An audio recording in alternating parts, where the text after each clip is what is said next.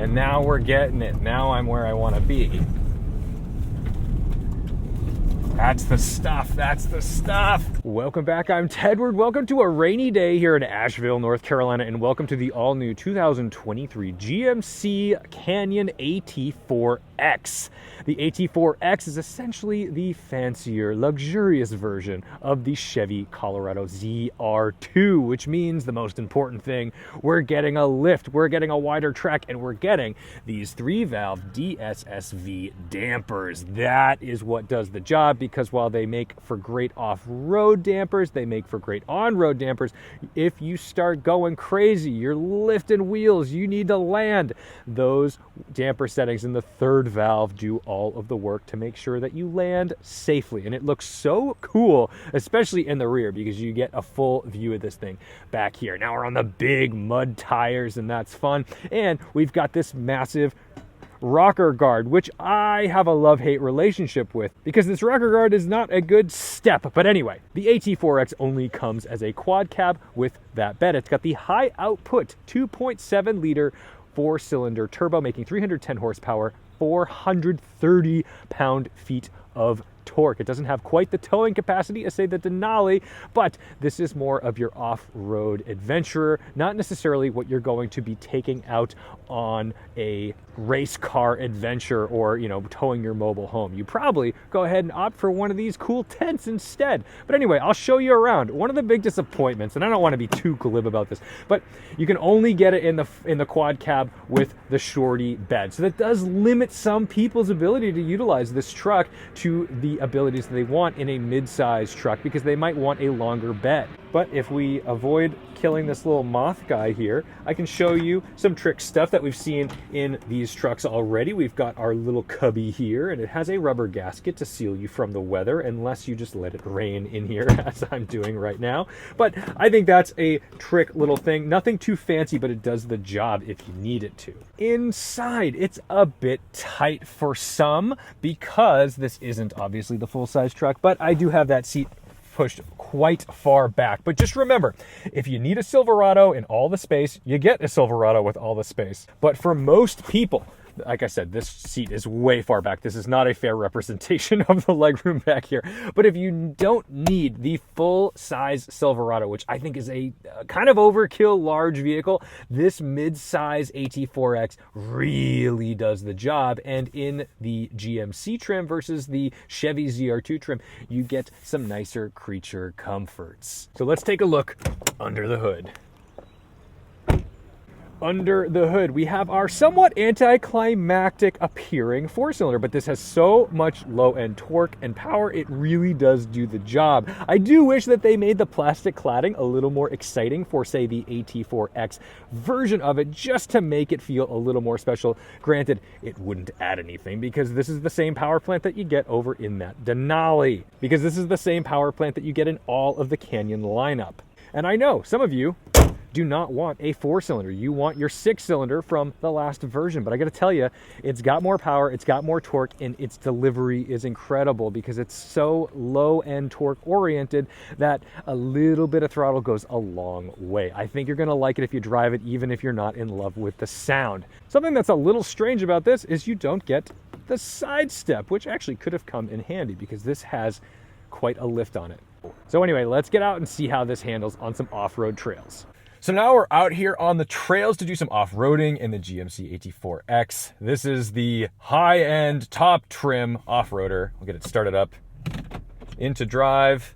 We'll go into off-road mode, avoid this log, and see what it can do. This is gonna be fun. This is a really great trail out here in Asheville, North Carolina. I've got Eddie X next to me.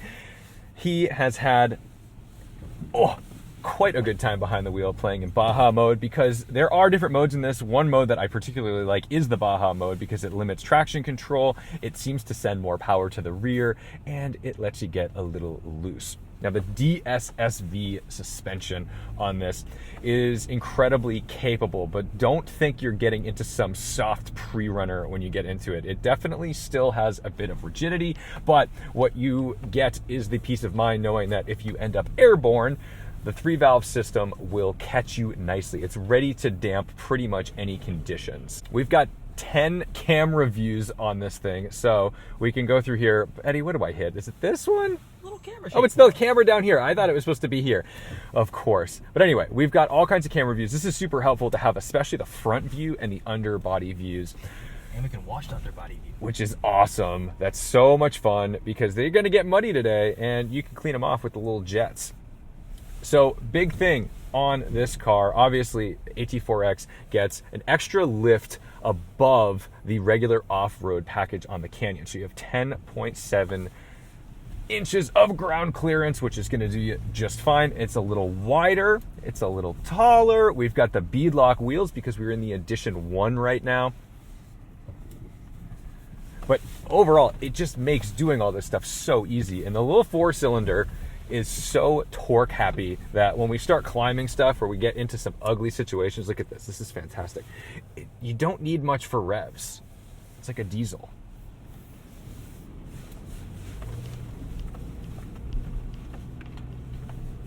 Off-roading has like legitimately never been easier. And the size of the Canyon is perfect for trails like this because for the most part, you can get away with not scratching up the paint too bad. If we were in the Silverado, this would be a pretty daunting endeavor.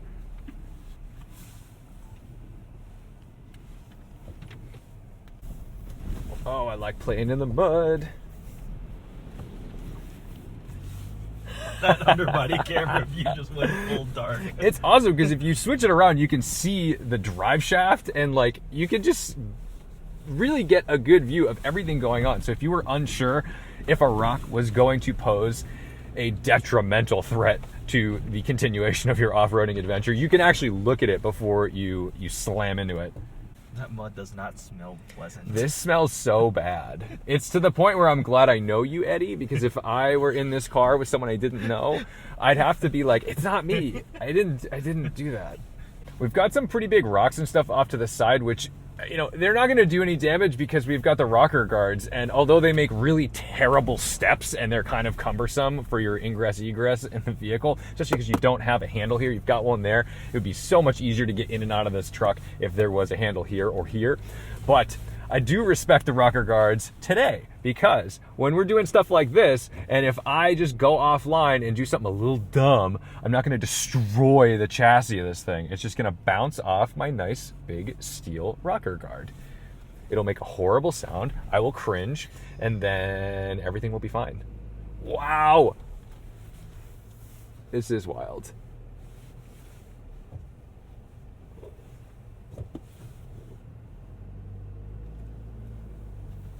I can't believe they let me do this.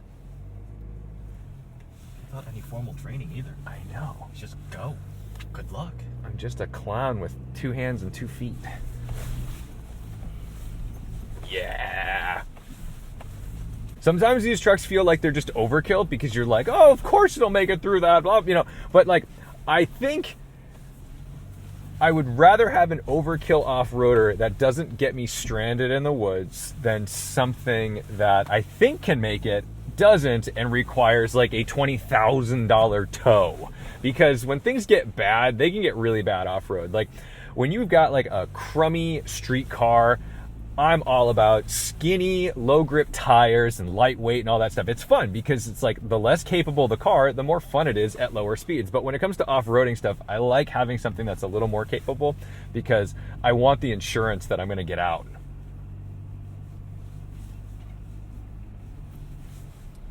Oh, doesn't even care. So, steering, super light. It's electric power assist, of course, no surprises there.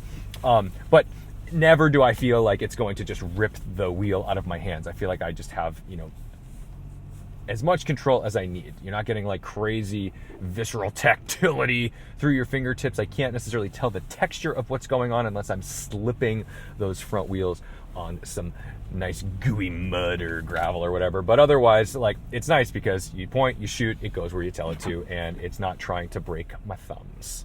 So now we're gonna go through this giant pit, and I hope everything goes okay. I was told to go into 4 low and terrain mode,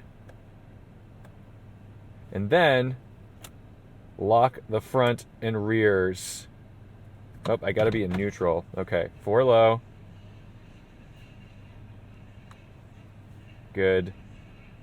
And then terrain mode. And then that locker. We should be good. All right, let's watch our friend go through this. Oh my goodness. This is stressful. It looks ridiculous.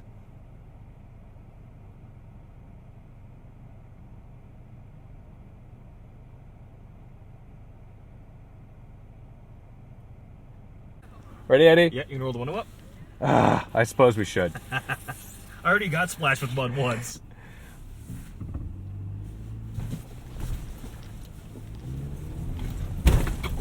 This is so crazy.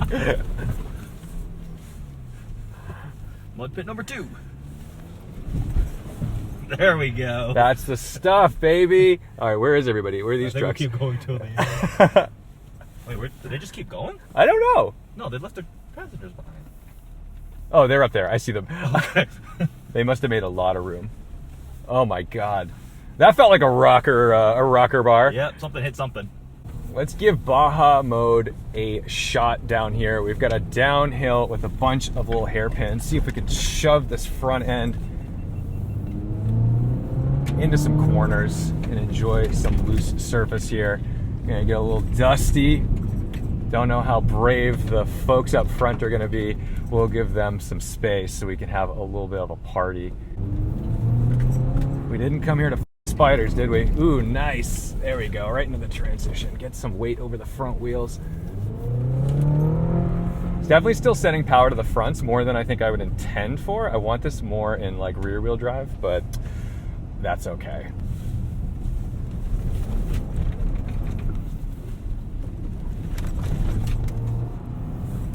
I sort of dig like the vibe of the delayed reaction of the front, but you can kind of flick it in and then get a little bit of oversteer for it, which is nice. Through the gate. That was a good time. This is the thing, I like driving the Denali up through some dirt roads was fun because it was like, ooh, it's like a rally car. I can go and actually like get the rear end light. Like you could feel that rear end rotate a little bit because you're still a bit in the turn under braking, and that is a good time.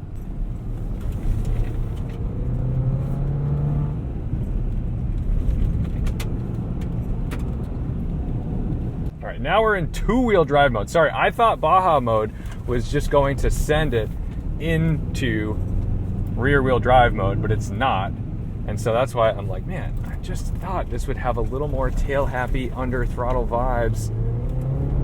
And now we're getting it. Now I'm where I want to be. That's the stuff. That's the stuff. Come on, front end. There we go.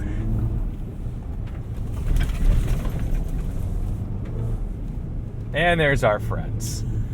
Come through sideways. Through the gate. Let's get her off the line.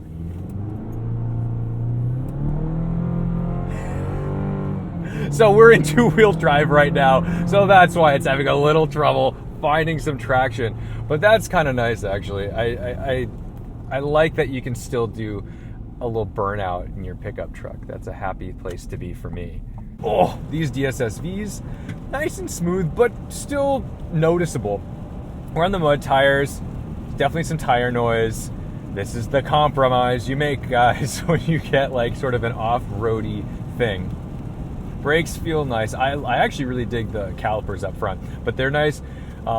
Initial bite's good, doesn't make me scared. Like Silverado, initial bite is a little vague. It's a little vaguer than I want it to be. This feels a little more natural, so good job on the brakes here.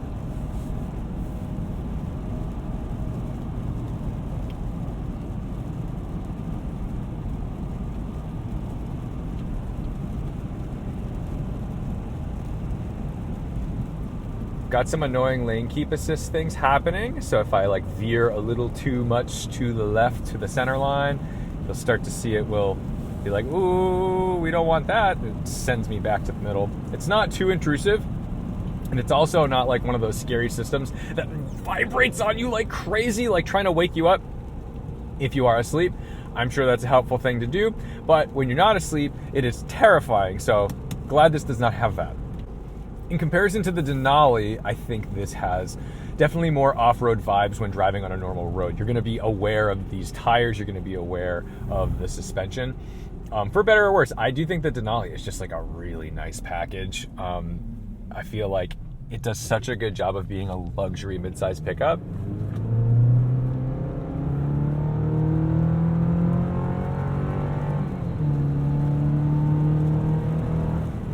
Where this adds a little more excitement to it, but you lose, see, this is the thing, you lose some of that front end grip. You know, we're on like these mud tires basically, so we've got to manage that front end a little more than we had to in the Denali.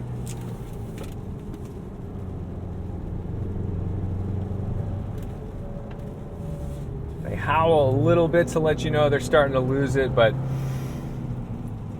they don't just break away immediately. Not that you're probably out carving canyons in your canyon. I mean, it feels like the appropriate car for it, but maybe not. So I think that's gonna do it here for the AT4X. Thank you guys so much for watching, liking, commenting, and subscribing. I think if you're looking for a mid-sized truck that fits into your life and still has pretty outrageous off-road capability and offers a lot of fun, because I'm able to just shove this down into two-wheel drive, put it in Baja mode, slide around in the dirt and gravel and enjoy myself, this does all those things. Not that you couldn't do it for cheaper with a lower trim level. So you got to make some decisions on whether or not you want these, you know, DSSV, multi-matic suspension, dampers, and all that kind of stuff. But if you do, you won't be disappointed. You get some luxuries inside. It's definitely upscale in here. It's not a bad place, and it's certainly not like, oh, he just drives this pickup truck. Like, you will enjoy getting in this vehicle every day. I think the touch surfaces are great, so maybe like this isn't great, but you don't interact with it, but the steering wheel is definitely good leather, and it's a happy place to be. So don't forget to respect the drive, and I'll see you in the next one.